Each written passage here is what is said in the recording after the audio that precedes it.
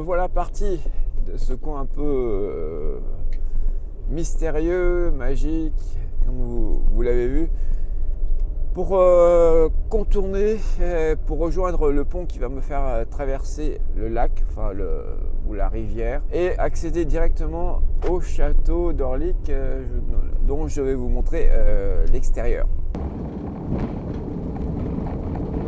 Odbočte vpravo. Přijeli jste do cíle.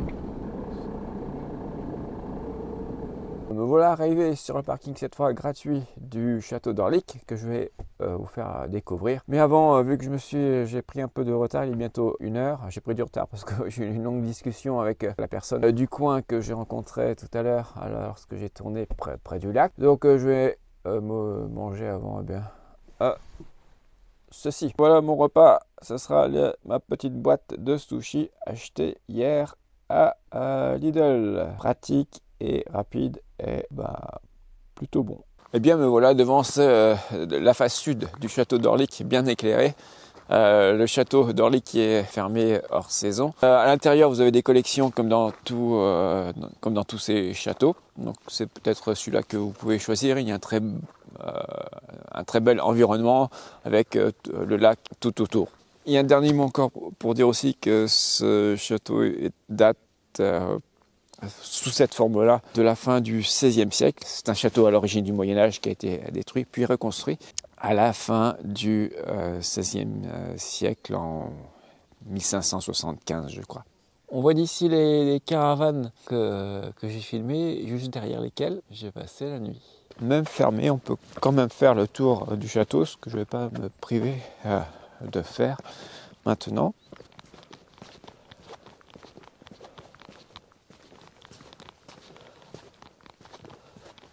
Avec d'un côté le château et de l'autre côté la rivière qui le protège. Et voilà, j'arrive au bout du chemin qui longe le château. Après, il n'y a plus que de l'eau. Mais c'était une agréable visite.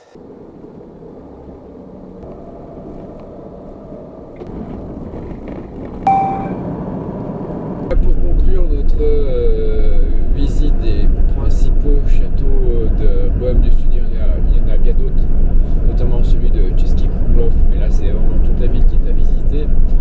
Alors on va se déplacer du château d'Orlik à 15 km d'ici. On va changer de style. Jusqu'à présent c'était plutôt des châteaux Renaissance ou néo-gothique. Là c'est un vrai château du Moyen-Âge, enfin ce qu'il en reste. Partiellement des ruines, mais c'est quand même un château relativement bien conservé qui date du XIIIe, XIVe siècle. C'est le château de Zvíkov. Odbočte vpravo, pak odbočte vlevo.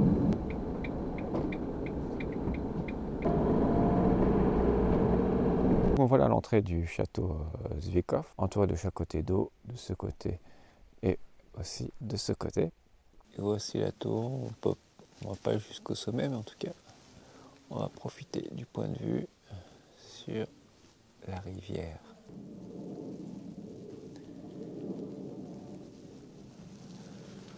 Voilà le beau point de vue sur le barrage d'Orlik, qui est un barrage sur la Vltava en allemand.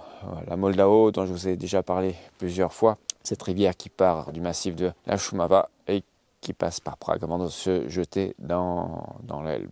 Je passe actuellement devant la chapelle qui sert aussi de caisse au château, mais qui est fermée. On ne peut donc pas visiter l'intérieur de cette chapelle. Ici, vraiment l'intérieur du château qu'on voit un peu mieux, qui est entouré de ces vieilles murailles.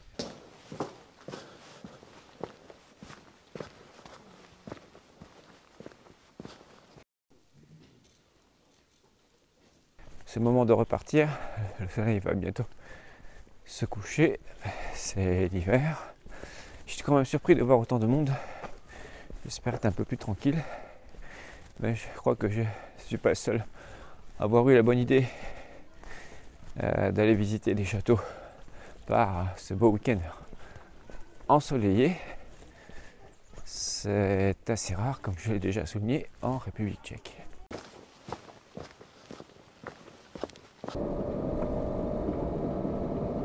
Odbočte vlevo na silnici 138.